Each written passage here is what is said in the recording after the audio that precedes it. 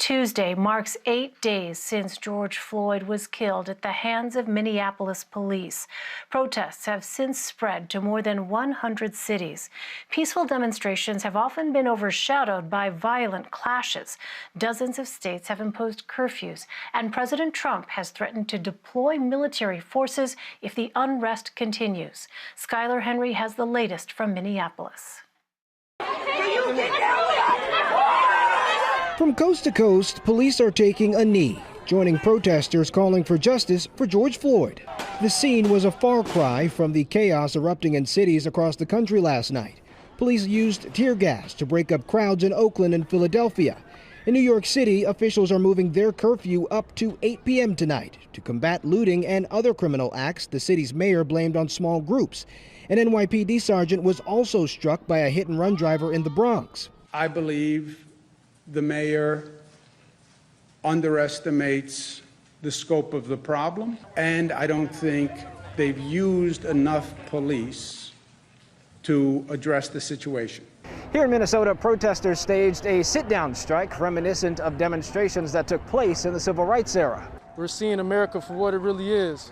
A lot of people supposed to protect and serve, and they're really just causing pain. Please take a seat. In the city where Floyd was killed, demonstrators also held a moment of silence as these artists got to work on another mural in his honor. We're saying with this mural that we're in solidarity with specifically George Floyd and his family, but also more broadly with the African-American community. A memorial service for Floyd is scheduled for this Thursday at North Central University in the city. Skylar Henry, CBS News, Minneapolis.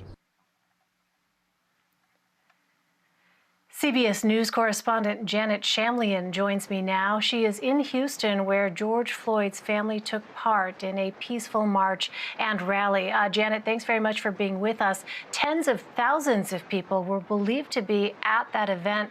What did you see? What was the atmosphere there like?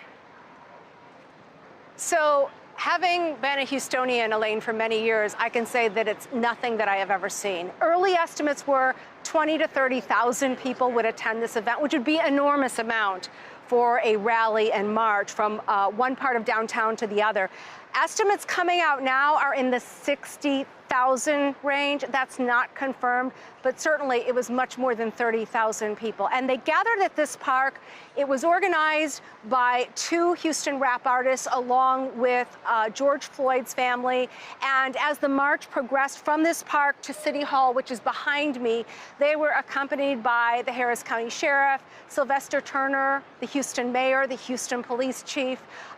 There was a large law enforcement presence and an even larger presence of people from, dare I say, every walk of life and nationality and background. And they walked about a half a mile, and then it ended here where we heard speeches from various people. But it was quite the scene, if you can imagine that many people coming to the middle of downtown on a weekday afternoon in Houston in like 80-plus degree weather. Right, those pictures, we were just seeing some aerial pictures, Janet. It really is remarkable to see that size of a crowd. You had a chance to actually talk to some of those folks who turned out today. What did they actually tell you about why they wanted to be there? Yeah, so we walked the route from the beginning to here at City Hall, which was really an interesting experience. And as you can imagine, I mean, there wasn't a uniform feeling or belief. There were some people who were very angry and, you know, saying things to the police officers who were there to enforce calm that were not so nice. But I would say, by and large, people were like, look, I need to be a part of this if we want to make a change. And the time is now. We're not going to have a better opportunity. This is the first time that I've seen that there's been enough support behind a movement like this that maybe we can change it for the next generation. I also spoke to a mom with two little girls with her, and she said it was really important for her daughters to see this moment. And the girls were young, so it seemed that they really didn't understand the gravity of what was going on.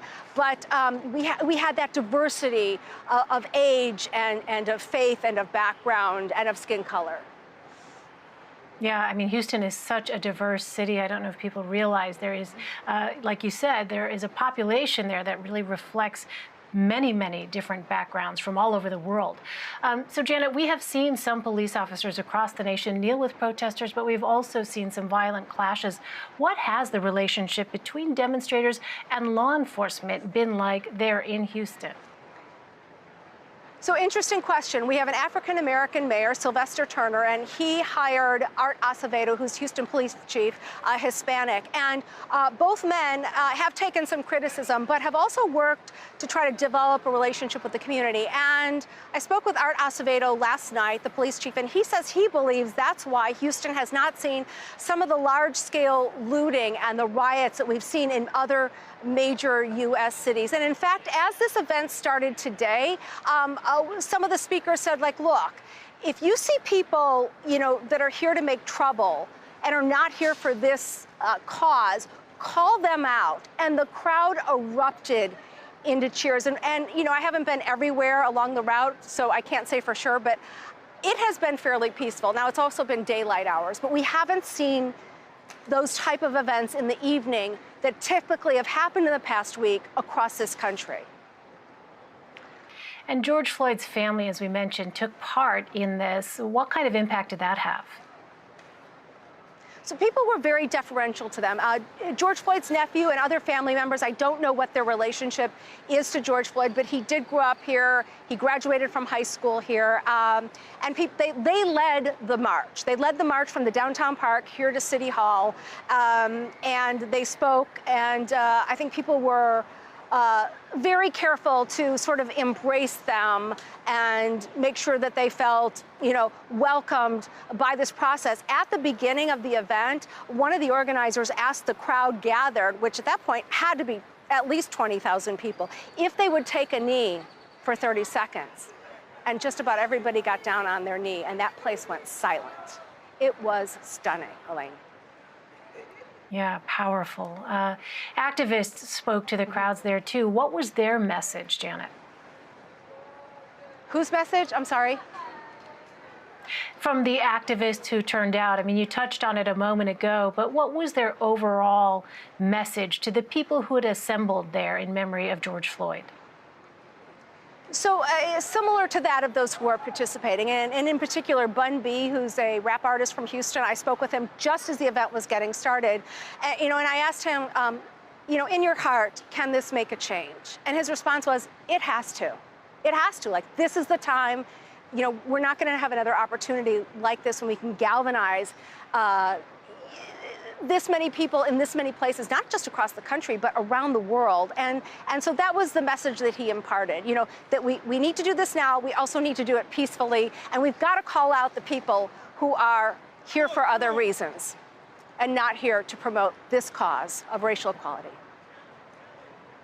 All right, Janet Shamlian for us. Janet, thank you very much. Sure.